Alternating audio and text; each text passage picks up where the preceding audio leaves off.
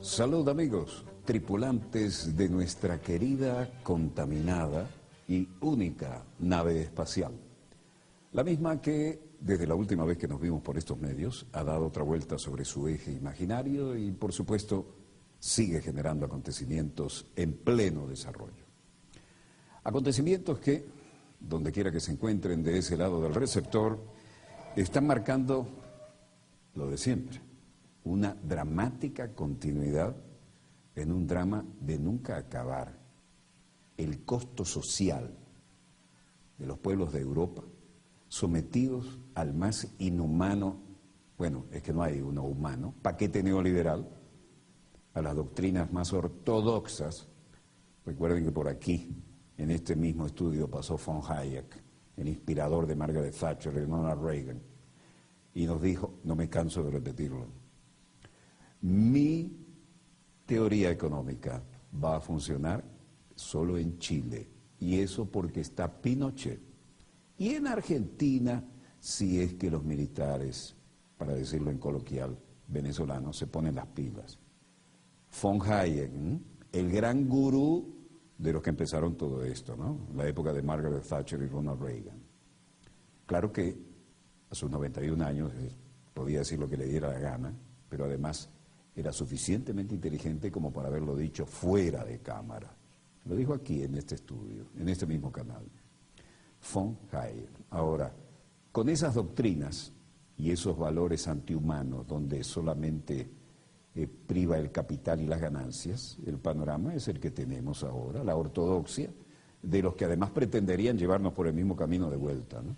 Vamos a ver cómo está la situación en España y cómo sigue flotando el tema de una eventual independencia catalana, cosas veredes. Y desde luego cómo está la situación en Grecia, cómo está en Italia, y la intranquilidad absoluta de un mundo que se mira a sí mismo y se pregunta, ¿y después de Siria qué? Ok, pasamos Libia, ¿y después de Siria qué? ¿Y con Irán qué? ¿Hasta cuándo estos mesiánicos que pretenden reescribir la historia y que ahora vienen a darse sus 15 minutos, creen ellos que de fama, más no de respeto, en la Organización de las Naciones Unidas en Nueva York, nos van a seguir tratando de vender semejantes patrañas? Mucha gente va allí a la ONU para asegurarse una buena transmisión, para que le sirva puertas adentro. Porque la realidad, y le digo yo que he estado décadas yendo a la ONU, los funcionarios de la ONU dicen, bueno, otro más, vamos a ver cómo salimos de esto. ¿Cuántos presidentes tenemos hoy? ¿Cuántos primeros ministros? Y van saliendo como de la línea de montaje, ¿no? Recuerdo una vez que una dama quiso hacerse sentir su importancia en su país, ¿no? No, pero pasa tal cosa y mi presidente tiene que tener esto y lo otro, es que si no mi presidente no se presenta en la Asamblea General. La miraron así como si vieran un marciano aterrizando y ¿esta qué se cree? No, su presidente va, perfecto, un problema menos. Esa es la realidad en la ONU. La exquisita burocracia internacional pagada en dólares tiene que manejar cada presidente como un problema del menú del día, pero no son necesariamente solidarios con estos. Y los que crean que van allá y se la devoraron, es una burocracia a escala planetaria y lleva muchos años. Bueno, ¿qué pasaba hoy antes de ir a la ONU? ¿Qué pasaba en el democrático Reino de España?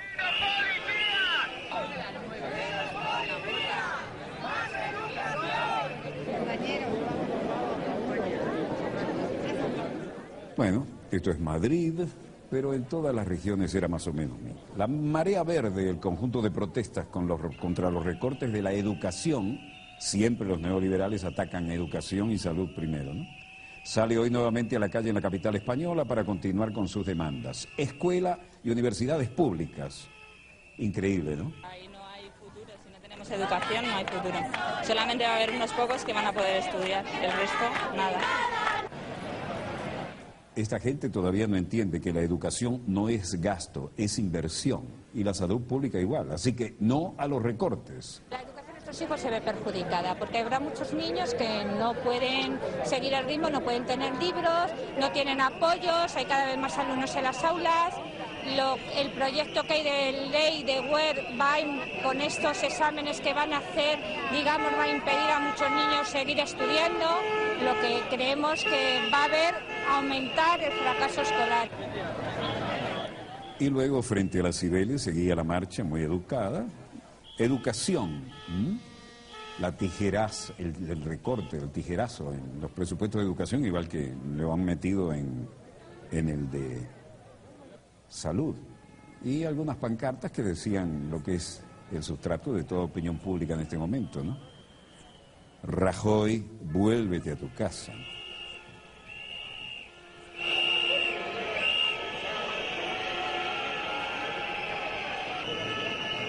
Acá estaba frente al Ministerio de Educación y de Ciencias.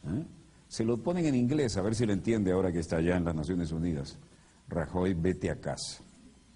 La marcha ocurre tras el interregno de verano y se trata de una manifestación que partió de la Plaza de Neptuno en Madrid y que fue a la altura de Metro Sevilla, luego al Ministerio de Educación, Cultura y Deportes y a la Consejería de Educación madrileña. ¿Qué tenemos aquí? Los burócratas que tienen que dar la cara obligatoriamente. Soraya Sáenz de Santa María, junto al caballero de Marras, que maneja el ámbito de la economía. Luego aparecerán el ministro del Tesoro, Cristóbal Montoro, también Luis de Guindos, por supuesto, a quien acabamos de ver, Juan Pedro Zamora. La hoja de ruta de este Gobierno para, en el plazo de estos 6 meses, poner en marcha reformas clave de nuestra economía para crecer y para crear empleo. Pero, además, se da cumplimiento mediante esta estrategia de las recomendaciones específicas para el semestre de los consejos europeos y también de las obligaciones que teníamos como consecuencia de estar incursos en un procedimiento de déficit excesivo. Es decir, cumplimos un programa económico, pero también cumplimos con nuestros compromisos con nuestros socios europeos. Bueno, el ministro del Tesoro, Cristóbal Montoro, también tuvo que darle la cara a los periodistas y tratar de explicar lo inexplicable, ¿no? Recuerdan que el techo de gasto en su introducción, realmente también conviene destacar que estamos ante... También queremos reiterar que a estas alturas del año 2012 el Gobierno confía en que podamos llegar, podamos conseguir ese objetivo del 6,3 para el conjunto de nuestras administraciones públicas. Luis de Guindos, que ya tiene más cuero para dar la cara, también aportó lo suyo. Se han hecho esfuerzos importantes en lo que es la administración del Estado, pero hay que extenderlos a las comunidades autónomas y a la administración municipal. En el ámbito de las comunidades autónomas se vigilará especialmente los planes de ajuste que tendentes a la reducción de gastos de personal, de gastos corrientes, reducción de subsidios, transferencias y toda la reprogramación de inversiones en busca de la racionalidad y del control de gasto público. Mientras tanto, Bruselas elogia lo que catalogó de ambicioso plan de reformas de España porque va más allá de las recomendaciones de la Unión Europea. Bueno, todo esto, el pueblo, pitos catalanes, ¿no? Juan Pedro Zamora, de XTV Brokers, tenía su manera de explicar la situación.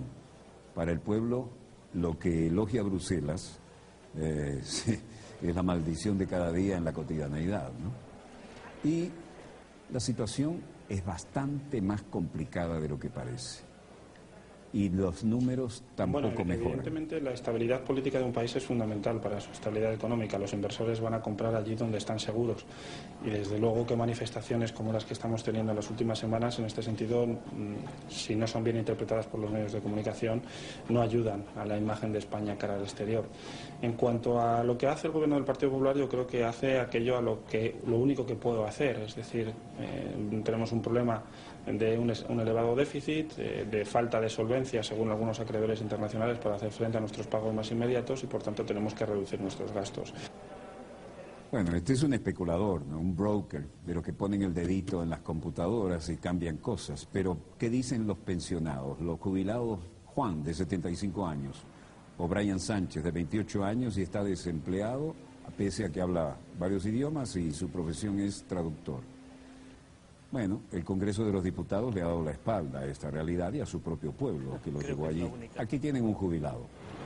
Creo que es lo único que nos queda. Cerrarnos más el cinturón y punto. Si no tenemos dinero, ¿cómo lo van a sacar? ¿El gobierno de dónde va a sacar el dinero?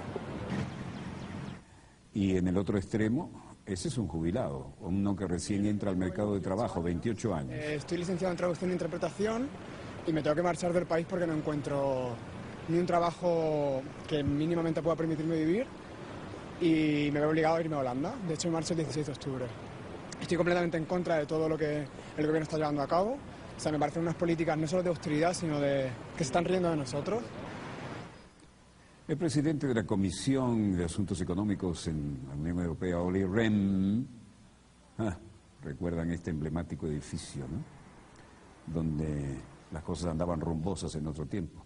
Olli Rehn, como les decía, dijo que el plan es ambicioso, el plan de España. Y felicitó al gobierno de Rajoy. La gente en la calle le dice, vete a casa, Rajoy. Estamos en Cataluña. Y la situación no es mejor. Exterior del Parlamento catalán y ahora su interior. De la proposta número... Comença la votació. Comienza una votación y aquí lo que se viene es decisiones que pueden cambiar el curso de la historia si se transformaran en algo más que levantar la mano, ¿no? El Parlamento de Cataluña aprobó una resolución a favor de la convocatoria de un referendo sobre la eventual separación de España en esa comunidad autonómica.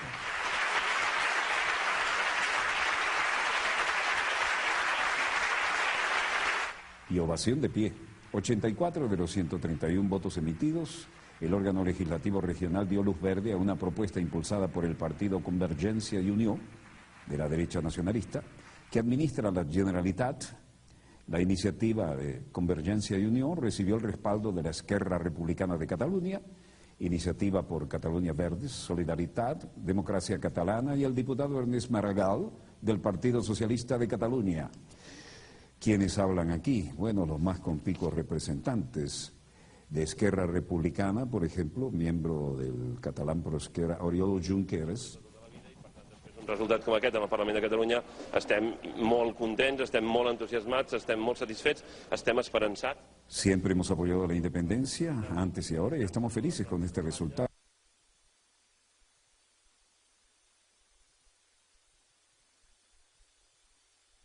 De que este proceso es el correcto, permite a los catalanes expresarse.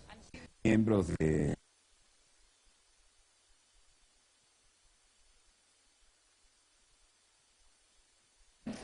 una Cataluña que no se va a resignar, sino que va a estar enfrente, reivindicando y defendiendo la Cataluña española y la Cataluña catalana. El presidente Artur Mas dejando el área y la gente gritándole, bravo presidente, presidente de Independiente Cataluña.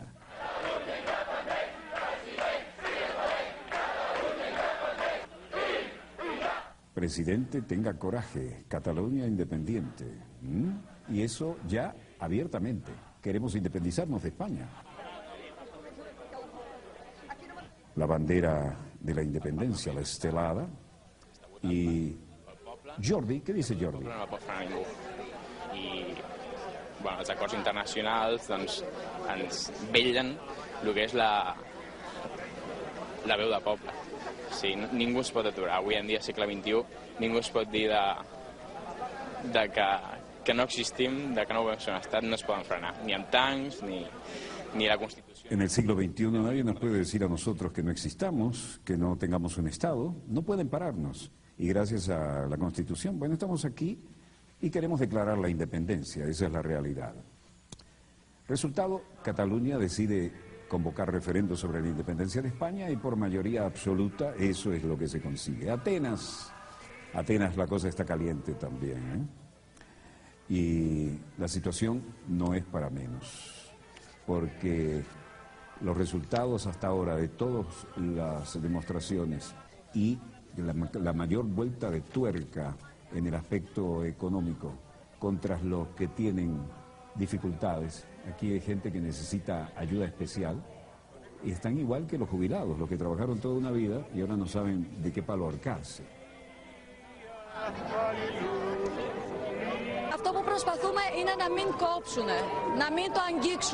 Lo que tratamos de explicarles a ellos es que no deben cortar nuestros beneficios, no nos deben tocar. Este gobierno no hace nada correcto, por lo tanto no debe meterse con los minusválidos de una u otra condición. Esto es brutal. El resultado es que el corte que está haciendo nos afecta directamente a todos. Eso decían los que podían expresarlo. Este caballero es el secretario de la Asociación Helénica de Parapléjicos, Petros Vazamis. Necesitamos proteger nuestras vidas. Las medidas que están tomando no nos toma en cuenta para nada y no existen en ninguna otra parte del mundo. La necesidad de esta gente con necesidades especiales, precisamente, es que los protejan y que los protejan a través de la Constitución del país. Y ahora esta gente viene, corta todos los beneficios. ¿Cómo vamos a sobrevivir sin los beneficios y pensiones? Díganme cómo.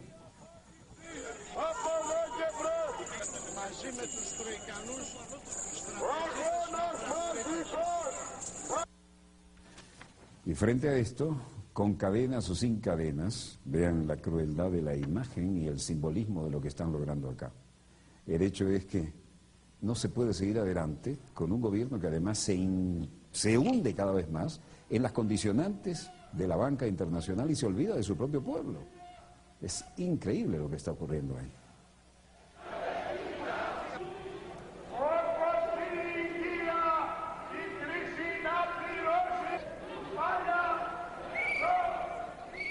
Suficiente es suficiente, ya llegamos al límite, dicen.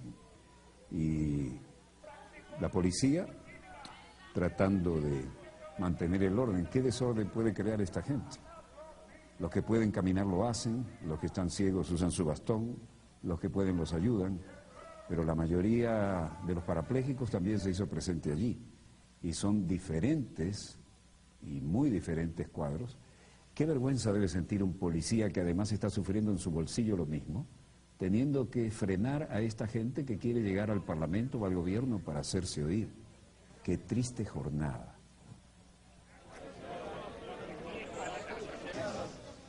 Y el ministro de Finanzas griego, Yannis Stournaras, afirma que los jefes de los tres partidos de gobierno de la coalición han tenido un logro, han llegado a un acuerdo básico para el plan de austeridad del periodo 2013-2014. Vaya disparate.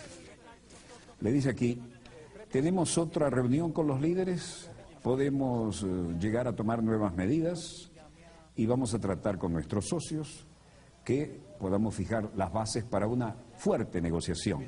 Bla, bla, bla. And will you present it to the Troika on Sunday? On Monday, I think. On Monday, yes. Básicamente hemos llegado a un acuerdo con nuestros socios políticos, sí, y el lunes podríamos reunirnos con la Troika, ¿no? El domingo no, el lunes. Y luego es un acuerdo básico. ¿Y en qué consiste? Bueno, que todavía tenemos que ajustar más detalles. Bla, bla, bla. El líder del Partido Democrático de Izquierda, Fotis Kubelis, saliendo de la oficina del primer ministro, socialista Evangelos Venizelos, y habla aquí el líder del Partido de la Izquierda Democrática, Kubelis. Es un acuerdo, más bien es un marco para tener un acuerdo, y por supuesto hay temas fundamentales que estamos tratando, generalidades y nadie se compromete, ¿no? Y mientras él salía y trataba de explicar una vez más lo inexplicable, había carteles que decían, no podemos aguantar esto más. Impuestos injustos, están desmantelando nuestros servicios básicos. Hay más despidos y hay más reducciones en todos los derechos adquiridos. Algunos decían aquí, mantendremos la economía y nos embroman con la economía, le vamos a mantener cerrado el ministro de Economía. Y si no son capaces de recibirnos, tampoco recibirán nuestros impuestos. Otro empleado de los que están encargados de trabajar en la recolección de impuestos decía, no podemos tener más cortes a nuestros ingresos. Los presupuestos familiares se han vuelto incontrolables, los servicios han sido desmantelados. No pueden seguir reduciéndonos los ingresos, no podemos aguantar esto más. Esto significa que nos quedaremos en la calle y echaremos abajo hasta nuestras viviendas. Esto no se puede aguantar. Bueno, así las cosas, el panorama en toda Europa presenta circunstancias sumamente parecidas, ¿eh? Mientras siguen las protestas colmando las calles de Europa, Mario Monti, el primer ministro italiano, en el Council of Foreign Relations, decía, debería haber circunstancias en las cuales podamos creer que podemos servir con esperanza en este periodo de elecciones. Pero yo consideraría, no puedo dejar nada fuera, que mi espíritu de servicio sigue presente y si soy llamado a ser presidente, bueno, vería si me hago cargo de una segunda ocasión si es necesario y daré un paso al frente y estaré allí. Se candidatea en medio de esta crisis, el poder es un gran imán. The constraints sometimes are perceived as being the unpleasant part of the euro. Algunas veces percibimos que hay cosas muy desagradables de parte del euro y podemos asegurar que algunas veces las cosas se ponen muy feas, pero sin embargo ellos están tratando de modernizar sus países y están tratando de ser más disciplinados. Creo que es muy remarcable que a pesar de la situación fiscal, la crisis bancaria en la eurozona se está moviendo lo suficientemente bien como para que las monedas no hayan sufrido mucho. Hemos perdido poder de compra en términos de bienes y servicios, pero también en términos del intercambio. Y esto podríamos considerarlo como algunas fluctuaciones normales, bla, bla, bla.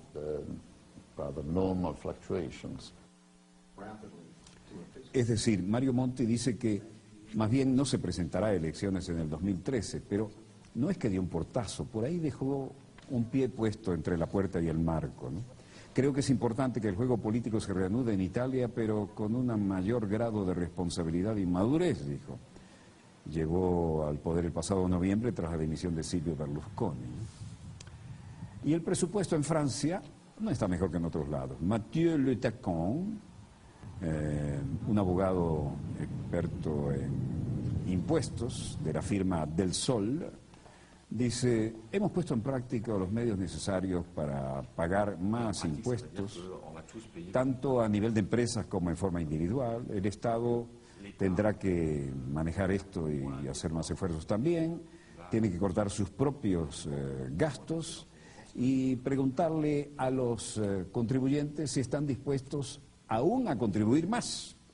Florian Silnicki, del Club de Emprendedores, los entrepreneurs, como les encanta decir a los neoliberales, dice, Francia todavía está enganchada en el gasto público y eso es como una droga. Estamos aquí, frente a Europa, los franceses, como un niño malcriado y mal acostumbrado. Sistemáticamente busca mayor gasto público. Y hay un leitmotiv popular aquí en Francia que dice, obviamente es un presupuesto, hay muchos problemas sin resolver, se solucionan con más impuestos en lugar de reformar los gastos sociales y económicos en un modelo que estructuralmente exige esas reformas. Otro descarado neoliberal. Florian Silnicki dice, hay hombres de negocios que nos dicen, ya no podemos hacer frente a esto mucho más. Pero aquí esta gente está recitando el catecismo neoliberal. Esta nueva generación que está prendida de las empresas donde saben que van a sobrevivir y que no tienen que vivir como el típico hombre de la calle viendo cómo sobreviven un día para ver qué pasa en el otro. Están dando explicaciones técnicas con una caradura increíble, como la hemos visto por estas latitudes, ¿no? Casse-toi, pobre con. Esto mejor no lo traducimos. Y Liberación, que siempre trata de decir las cosas sin silenciador, trata de explicar en su primera plana lo que piensa el hombre de la calle, ¿no? La realidad es que las cosas se ponen cada vez peor y los empresarios franceses desconfían de las reformas de Hollande. El gobierno presentará el viernes los detalles de los presupuestos del 2013 resumidos con la expresión rigor de izquierdas, porque ponen el acento en las subidas de impuestos a las empresas y los particulares más ricos. El proyecto pasa además por recortar un mínimo de 33.000 millones el año próximo para bajar en 1,5 puntos el déficit de este año. Lagarde, en Berlín, disfrutando de la entrada del otoño y el final del verano. Y en la discusión de lo que se llama el teatro alemán, para celebrar los 70 cumpleaños de Schäuble. Schäuble cumple 70 años y sigue dándole y dándole a la economía, y ciertamente Merkel y Lagarde homenajearon a Schäuble en su 70º cumpleaños como un integrador. La canciller alemana y la directora del Fondo Monetario Internacional, que están aquí a partir de un confite, le festejan a Schäuble sus 70 años, al titular alemán de Finanzas, al que calificaron respectivamente de gran servidor del Estado e integrador. Sin usted el país no sería como es, dijo Merkel, para recordar su papel en la reunificación de Alemania, durante el acto de homenaje celebrado en el Deutsches Theater, ante una cúpula política berlinesa, incluidos los más altos representantes de la oposición. El canciller federal reconoció que es bueno tenerlo a mi lado y subrayó que toda la vida profesional de Schäuble ha estado dedicada al servicio de la política, tanto como arquitecto de la unidad alemana, como por sus esfuerzos para lograr la estabilidad de la zona del euro. Tras comenzar con un Wolfgang, amigo mío, Lagarde destacó la apuesta permanente de Schäuble por una Europa unida y la convicción del titular germano de finanzas de que la actual crisis del euro es una oportunidad para una mayor integración. ¿Usted cree eso? Se nos congeló la imagen al oír semejante desfachates. Bueno, hasta aquí el gran cumpleaños de Schäuble. Por supuesto es un gurú de los neoliberales y Alemania no le va tan mal después de todo, y el hombre que pone la cara y toma las decisiones, y es un poco el parachoque de lo que significaría el gasto político para el capital político de Angela Merkel, tiene sus méritos, eso no hay duda. Veamos cómo están los mercados. El precio del malo. El precio de la OPEP baja levemente y se sitúa a $106.84. El Brent del Mar del Norte baja también levemente, pero todavía está por encima de los 112 con un centavito. El West Texas, que nos interesa mucho porque es el marcador de nuestra canasta, sube $91.85 el barril. Sube también la onza Troy de oro, cerró a 1.762,60. Sube también el cobre, 8.175 la tonelada. Y el precio del café también repunta, 174,45 el quintal, y el euro se establece a 1,28 frente a la divisa estadounidense. Hora exacta de un corte, volvemos de inmediato con más acontecimientos en pleno desarrollo. Ya volvemos.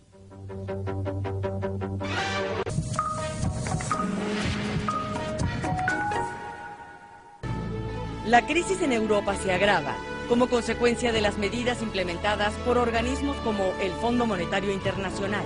Desde el 24 y hasta el 28 de septiembre, nuestros corresponsales le brindan la más completa cobertura de la crisis económica en Europa. Opiniones y testimonios que evidencian la realidad de la situación a la que ha sido llevada la población en las naciones afectadas. Crisis económica en Europa. Telesur, la señal informativa de América Latina.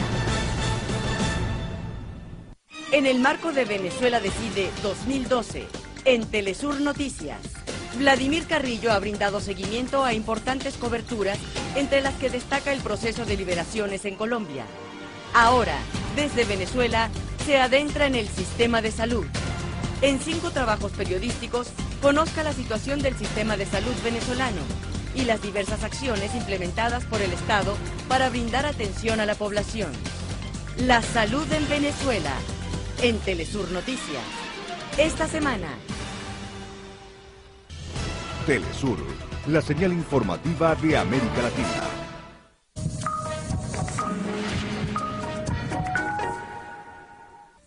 Volvemos con más acontecimientos en pleno desarrollo. ¿Y cuántas veces oímos aquella frase fatídica: si las noticias son malas, maten al mensajero, ¿no? O la otra, la segunda lectura: si las noticias son malas, no maten al mensajero. Bueno, les dijimos que había una guerra mediática paralela al teatro de operaciones, lo que venimos señalando y enseñando desde hace 30 años, cuando todo el mundo se asombraba de decir cómo va a ser un teatro de operaciones diferente al de donde estamos combatiendo. Claro, todavía el mundo no estaba interconectado vía satélite, los satélites no eran parte de la cotidianidad, y ahora el valor de la información puede sumar o restar al esfuerzo de guerra en el teatro. Ahora no nos llaman locos cuando decíamos, como hace 30 años, hay dos teatros de operaciones, el real y el paralelo o alternativo en esto, los medios de comunicación.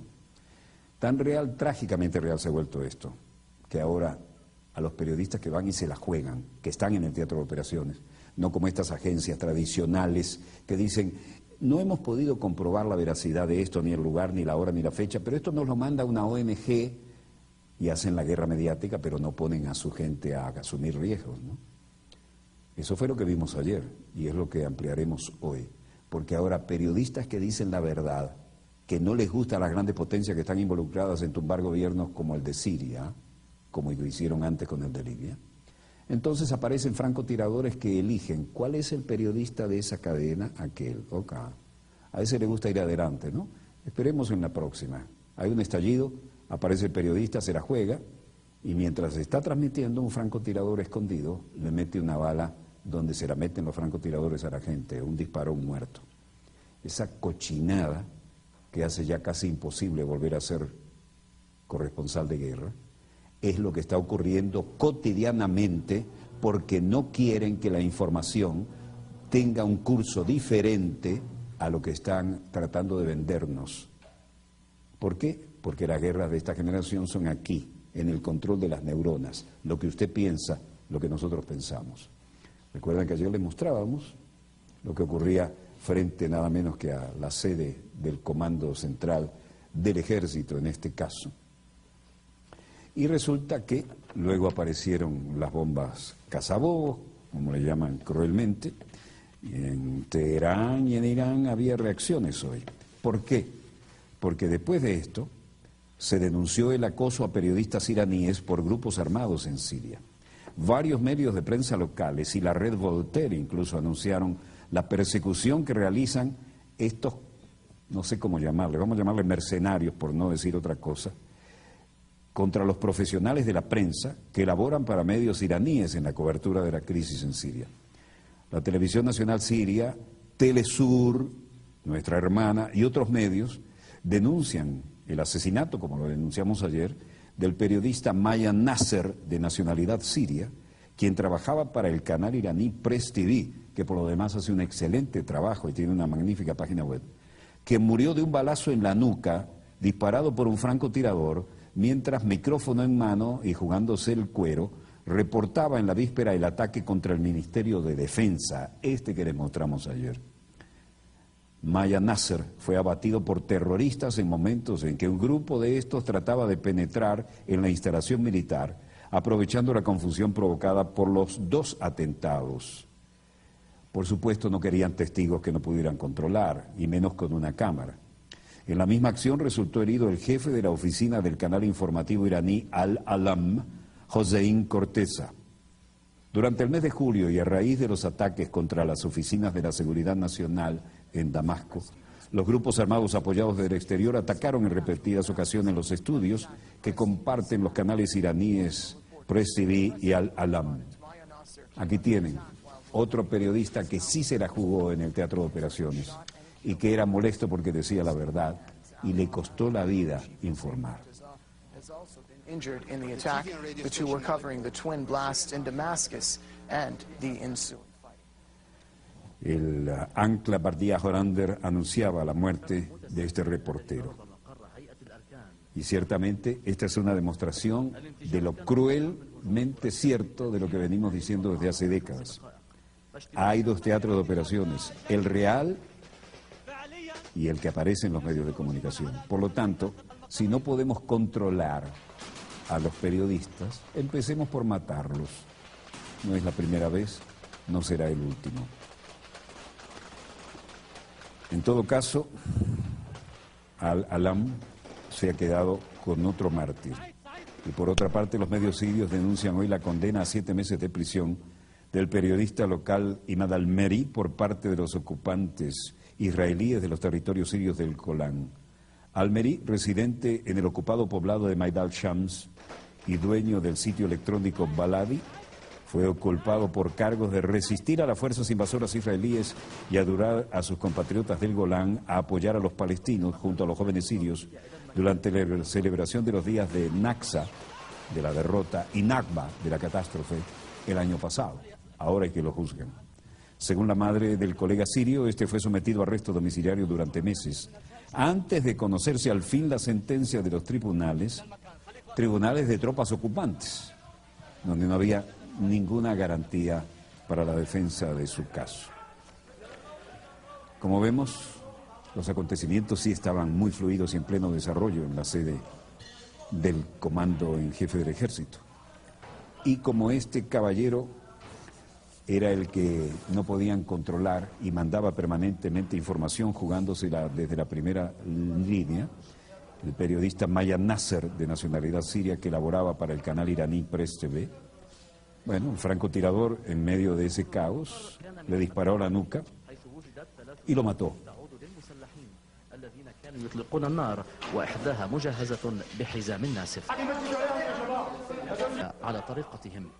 Lograr este tipo de imagen no es la que normalmente nos mandan de los que dicen que son la Armata Brancaleón, ¿no? Aquí sí había que estar en la primera línea y le costó la vida. Los rebeldes sirios entraron brevemente ayer en la sede del Estado Mayor, según Al-Manar, y es lo que acabamos de ver. Este es el aeropuerto Ben Gurión, fuerte escolta, cercana y lejana. ¿Quién se va? Bueno, la primera dama ya no luce como cuando era azafata de El Al, ¿no?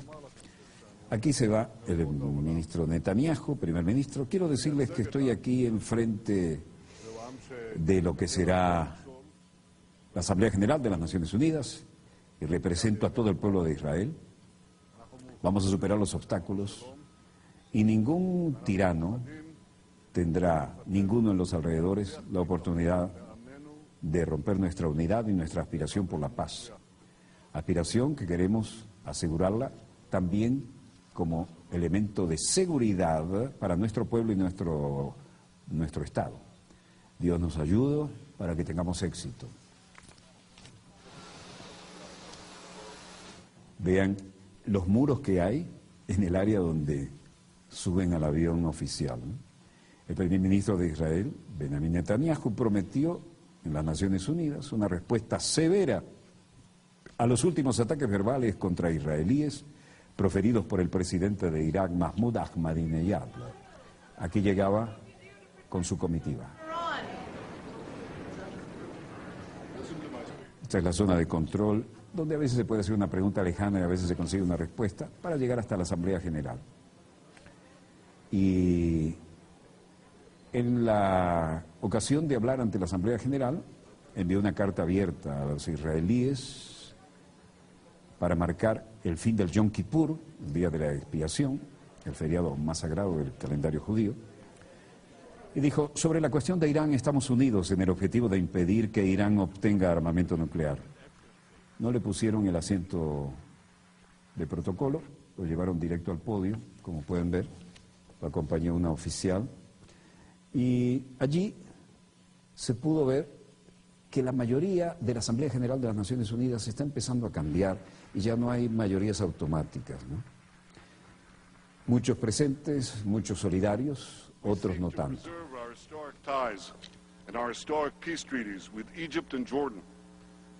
We seek to forge a durable peace with the Palestinians.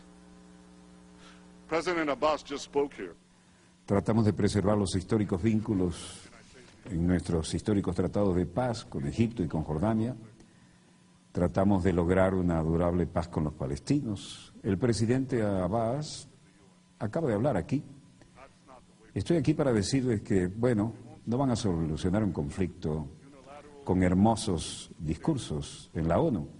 Esta no es la manera de resolverlos. Queremos resolver el conflicto con declaraciones unilaterales de estadidad. Tenemos que sentarnos juntos, negociar juntos y lograr un mutuo compromiso de desmilitarización del Estado palestino que reconozca, por otra parte, que hay un Estado judío.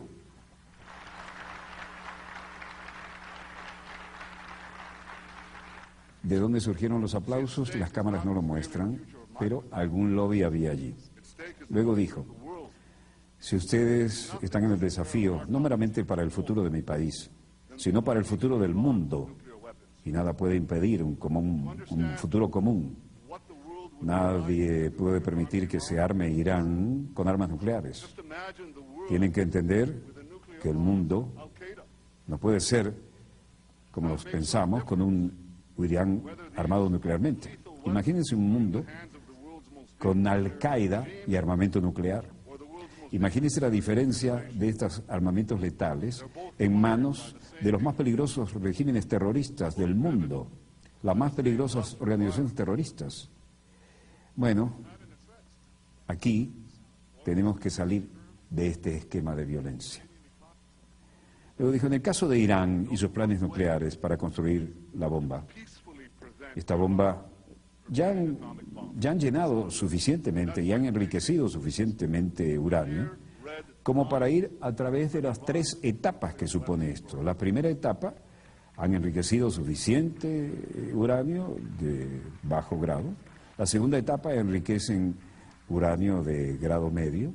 Y en la tercera etapa, y sacó un dibujito, esto nunca se había visto ahí, en la tercera etapa van a enriquecer uranio suficiente para crear su primera bomba. ¿Dónde está Irán? Irán está en la primera etapa y ha tomado muchos años, pero lo han completado en un 70% y ahora están aquí. Ahora van por la segunda etapa y van a dar el salto a la siguiente, para el próximo verano tal vez. A este ritmo de enriquecimiento llegarán a la etapa final. Damas y caballeros, les vengo a decir que esto no es un secreto, no es una información secreta, está basado en inteligencia militar, está en los reportes públicos, está en la Agencia Internacional de Energía Atómica, todo el mundo debería leerlo. Están en línea incluso en su computadora si quieren, pero estos son hechos, y ¿dónde vamos a dibujar la línea roja? ¿Vamos a permitir que hagan la bomba? Después, antes de que logre Irán tener su bomba, ¿dónde vamos a parar esto? Hay un masivo enriquecimiento de uranio y por lo tanto yo creo que debemos hacer frente a esto y dejar bien claro que hay una línea roja y que no podemos permitir que la pase. Sanciones, actividad diplomática, Irán debe desmantelar su armamento nuclear y su programa todo al mismo tiempo.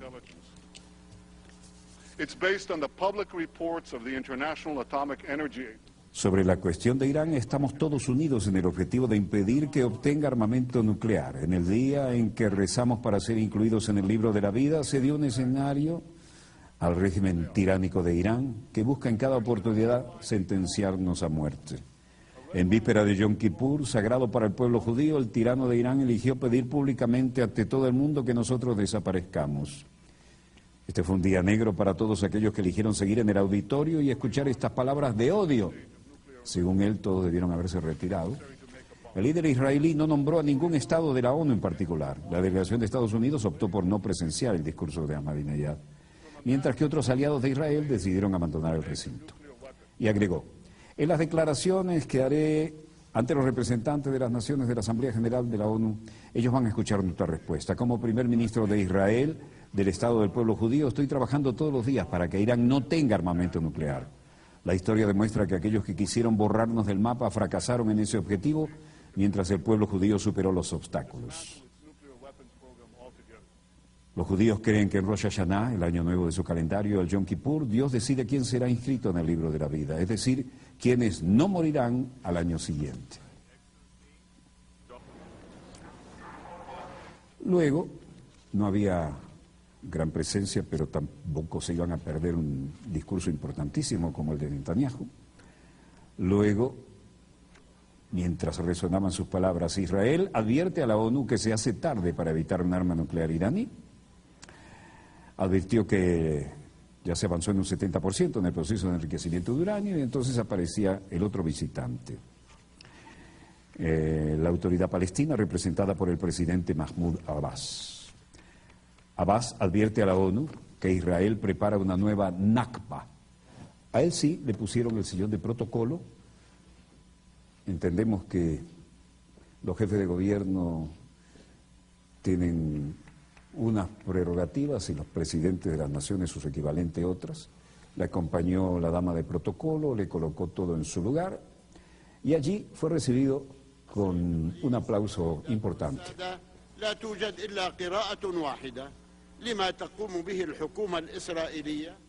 El presidente de la autoridad palestina, Mahmoud Abbas, ha alertado este jueves en las Naciones Unidas de la urgencia de lograr la paz en el Oriente Próximo, para la cual ve una última oportunidad, siempre y cuando cambien las actuales políticas del gobierno israelí, que nos amenaza, dijo, con una nueva catástrofe o Nakba.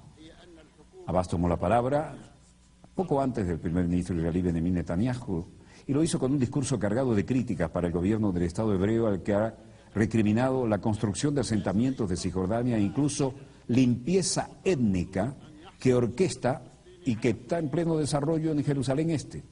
Al referirse a la fuerza ocupante, como ha descrito a Israel, ha lamentado la realidad diaria en que se han convertido los ataques contra palestinos en Cisjordania. 535 ataques desde principios de este año.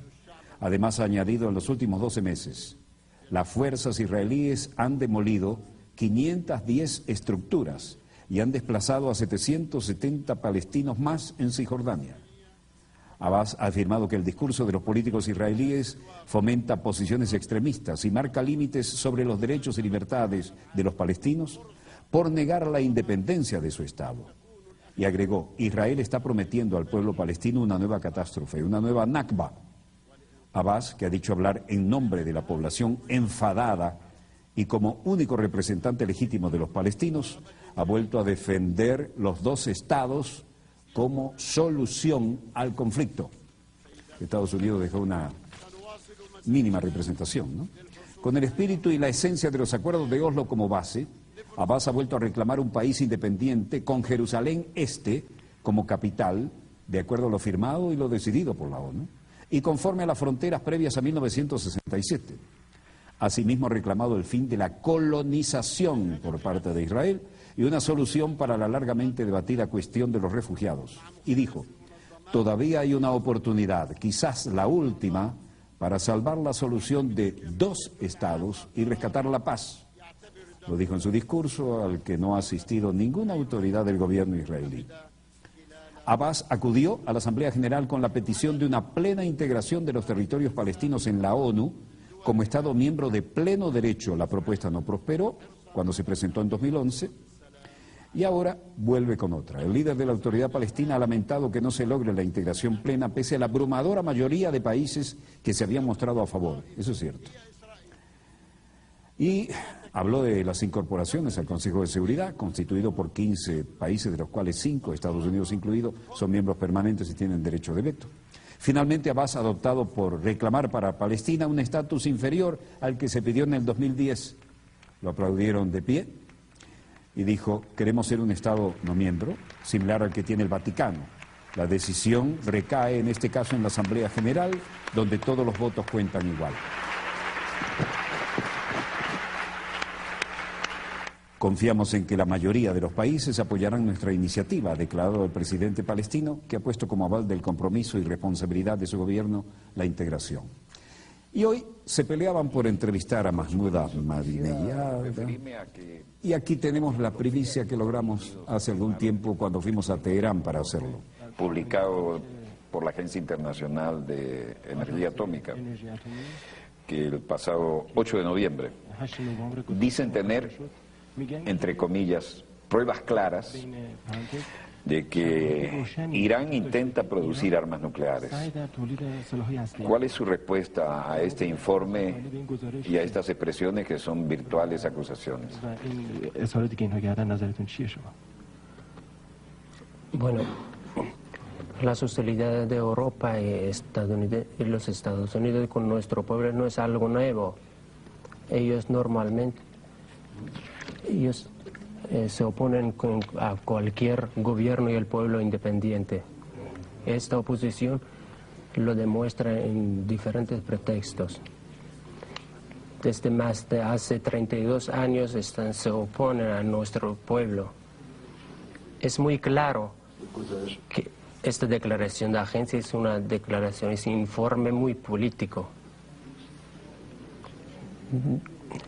Sin ninguna prueba o evidencia, ellos siempre están hablando, así acusándonos.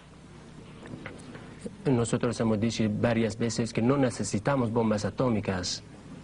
Es muy interesante, personas nos acusan de que ellos mismos tienen bombas atómicas y han utilizado varias veces estas bombas atómicas contra el resto de la humanidad. Eso es un asunto político. Por supuesto, eso no estamos contentos que ellos, en vez de colaborar con nosotros, están frente de nosotros. Pero tampoco estamos preocupados. Ellos son mayoritariamente aquellas personas que habían dirigido el periodo, digamos, oscuro de colonialismo. Son quienes que habían derrotado a los indígenas de América Latina para dominar sobre ese pueblo. Hoy en día también, sistemáticamente, están saqueando la riqueza de los pueblos del mundo.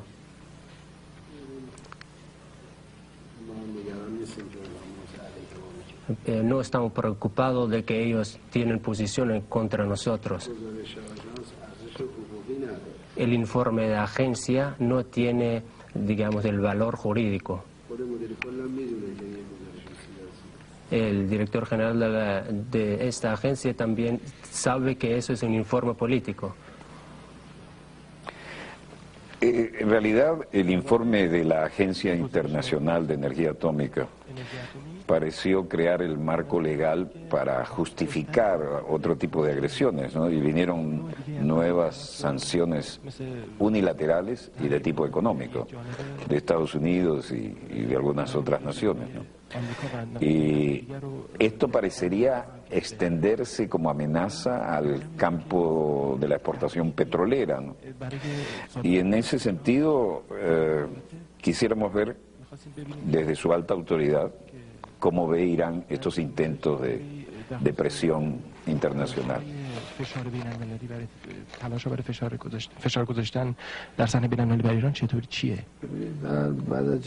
Después de la Segunda Guerra Mundial,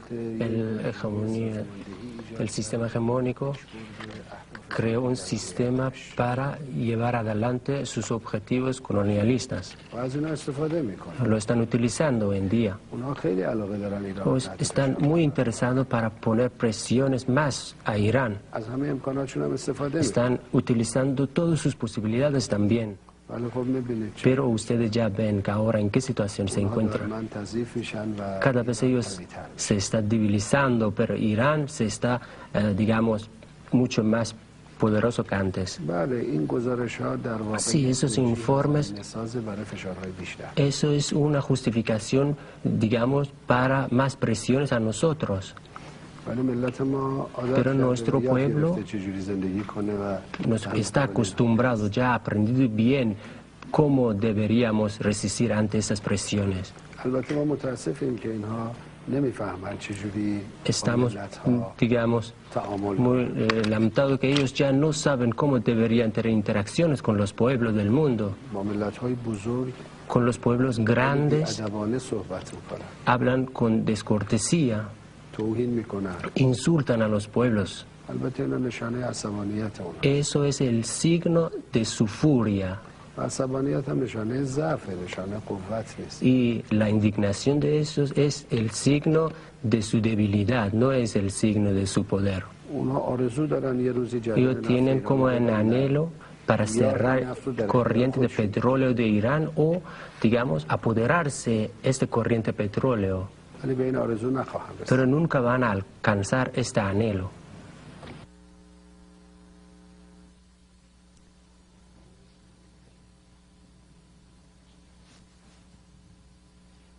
Bueno, la entrevista que hicimos era bastante más larga, pero tiene un valor permanente y le dijimos, vamos a hacer un intercambio de opiniones de manera que podamos usarlo en el futuro como una referencia, ya que no es todos los días que uno va a Teherán, ¿no? Y tampoco es todos los días que el presidente Ahmadinejad accede a dar entrevistas exclusivas. Cuando va a las Naciones Unidas es fácil porque hay que ir y declarar, pero en su agenda cotidiana en Teherán fue una gran distinción la que nos otorgó, tratándose de venezolana de televisión y nuestra hermana Telesur. En ese sentido, y hablando de entrevistas vía satélite, quiero tomarme apenas 30 segundos para decirles, mañana, si todo sale bien, porque las eventualidades hay que tenerlas en cuenta, y esperamos que así será, nuestra querida, contaminada y única nave espacial va a tener un nuevo satélite orbitando, pero con funciones pacíficas y muy específicas, amplísimas. No será un satélite geoestacionario. Vamos a explicar mañana un poco la historia de los satélites, cómo funciona esto, y vamos a compartir con ustedes en un dossier que evidentemente será muy especial, no se lo pierdan mañana, el lanzamiento en vivo y en directo desde China.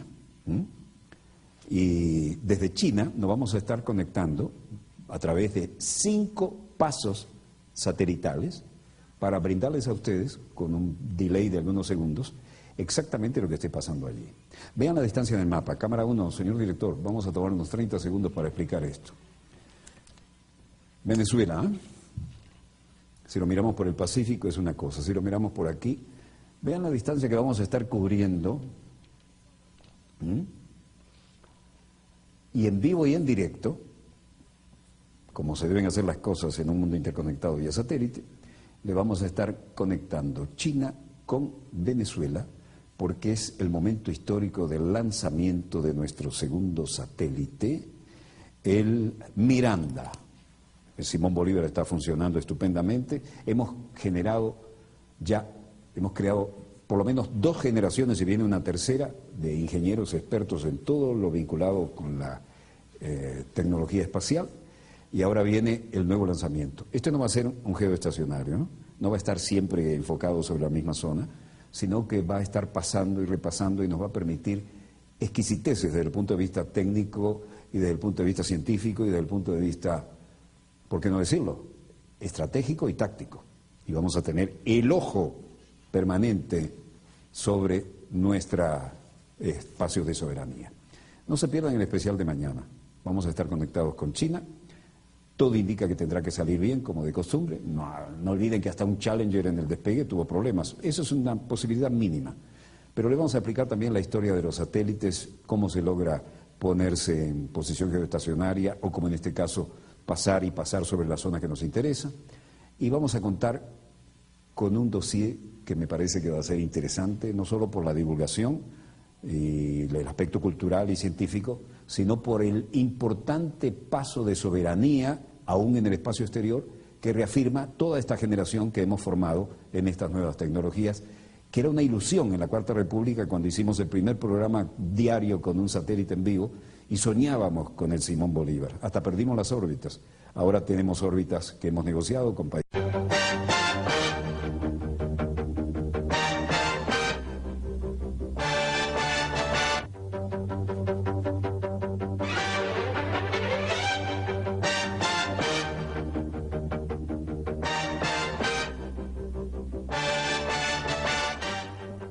Salud, amigos, tripulantes de nuestra querida, contaminada y única nave espacial. La misma que, desde la última vez que nos vimos por estos medios, ha dado otra vuelta sobre su eje imaginario y, por supuesto, sigue generando acontecimientos en pleno desarrollo. Acontecimientos que, donde quiera que se encuentren de ese lado del receptor, están marcando lo de siempre. Una dramática continuidad en un drama de nunca acabar. El costo social de los pueblos de Europa sometidos al más inhumano, bueno, es que no hay uno humano, paquete neoliberal, a las doctrinas más ortodoxas. Recuerden que por aquí, en este mismo estudio, pasó von Hayek, el inspirador de Margaret Thatcher y Ronald Reagan, y nos dijo, no me canso de repetirlo, mi teoría económica va a funcionar solo en Chile, y eso porque está Pinochet. Y en Argentina, si es que los militares, para decirlo en coloquial, venezolanos, se ponen las pilas. Von Hayek, el gran gurú de los que empezaron todo esto, ¿no? La época de Margaret Thatcher y Ronald Reagan. Claro que a sus 91 años podía decir lo que le diera la gana, pero además era suficientemente inteligente como para haberlo dicho fuera de cámara. Lo dijo aquí en este estudio, en este mismo canal. Von Hayek. Ahora, con esas doctrinas y esos valores antihumanos donde solamente priva el capital y las ganancias, el panorama es el que tenemos ahora, la ortodoxia, de los que además pretenderían llevarnos por el mismo camino de vuelta, ¿no? Vamos a ver cómo está la situación en España y cómo sigue flotando el tema de una eventual independencia catalana, cosas veredes. Y desde luego cómo está la situación en Grecia, cómo está en Italia, y la intranquilidad absoluta de un mundo que se mira a sí mismo y se pregunta, ¿y después de Siria qué? Ok, pasamos Libia, ¿y después de Siria qué? ¿Y con Irán qué? ¿Hasta cuándo estos mesiánicos que pretenden reescribir la historia y que ahora vienen a darse sus 15 minutos, creen ellos que de fama, más no de respeto, en la Organización de las Naciones Unidas en Nueva York, nos van a seguir tratando de vender semejantes patrañas? Mucha gente va allí a la ONU para asegurarse una buena transmisión allá en las Naciones Unidas. Rajoy, vete a casa. La marcha ocurre tras el interregno de verano y se trata de una manifestación que partió de la Plaza de Neptuno en Madrid y que fue a la altura del Metro Sevilla, luego al Ministerio de Educación, Cultura y Deportes y a la Consejería de Educación madrileña. ¿Qué tenemos aquí? Los burócratas que tienen que dar la cara obligatoriamente. Soraya Sáenz de Santa María, junto al caballero de Marras, que maneja el ámbito de la economía. Luego aparecerán el ministro del Tesoro, Cristóbal Montoro, también Luis de Guindos, por supuesto, a quien acabamos de ver, Juan Pedro Zamora. Donde la hoja de ruta de este Gobierno para, en el plazo de estos 6 meses, poner en marcha reformas clave de nuestra economía para crecer y para crear empleo. Pero además se da cumplimiento mediante esta estrategia de las recomendaciones específicas para el semestre de los consejos europeos y también de las obligaciones que teníamos como consecuencia de estar incursos en un procedimiento de déficit excesivo. Es decir, cumplimos un programa económico, pero también cumplimos con nuestros compromisos con nuestros socios europeos. Bueno, el ministro del Tesoro, Cristóbal Montoro, también tuvo que darle la cara a la opción y salud primero, ¿no? Sale hoy nuevamente a la calle en la capital española para continuar con sus demandas. Escuela y universidades públicas. Increíble, ¿no? Ahí no hay futuro, si no tenemos educación no hay futuro. Solamente va a haber unos pocos que van a poder estudiar, el resto nada. Esta gente todavía no entiende que la educación no es gasto, es inversión. Y la salud pública igual. Así que no a los recortes. La educación de nuestros hijos se ve perjudicada porque habrá muchos niños que no pueden seguir el ritmo, no pueden tener libros, no tienen apoyos, hay cada vez más alumnos en las aulas. El proyecto que hay de ley de WER con estos exámenes que van a hacer, digamos, va a impedir a muchos niños seguir estudiando, lo que creemos que va a ver aumentar el fracaso escolar. Y luego, frente a las Cibeles, seguía la marcha muy educada. Educación, la tijerazo, el recorte, el tijerazo en los presupuestos de educación, igual que lo han metido en el de salud. Y algunas pancartas que decían lo que es el sustrato de toda opinión pública en este momento, ¿no? Rajoy, vuélvete a tu casa.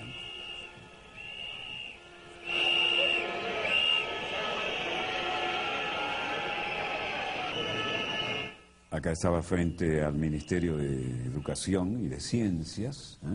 Se lo ponen en inglés, a ver si lo entiende ahora que está, para que le sirva puertas adentro. Porque la realidad, y le digo yo que he estado décadas yendo a la ONU, los funcionarios de la ONU dicen, bueno, otro más, vamos a ver cómo salimos de esto. ¿Cuántos presidentes tenemos hoy? ¿Cuántos primeros ministros? Y van saliendo como de la línea de montaje, ¿no? Recuerdo una vez que una dama quiso hacerse sentir su importancia en su país, ¿no? No, pero pasa tal cosa y mi presidente tiene que tener esto y lo otro, es que si no mi presidente no se presenta en la Asamblea General. La miraron así como si vieran un marciano aterrizando y ¿esta qué se cree? No, su presidente va, perfecto, un problema menos. Esa es la realidad en la ONU. La exquisita burocracia internacional pagada en dólares tiene que manejar cada presidente como un problema del menú del día, pero no son necesariamente solidarios con estos. Y los que crean que van allá y se la devoraron, es una burocracia a escala planetaria y lleva muchos años. Bueno, ¿qué pasaba hoy antes de ir a la ONU? ¿Qué pasaba en el democrático Reino de España?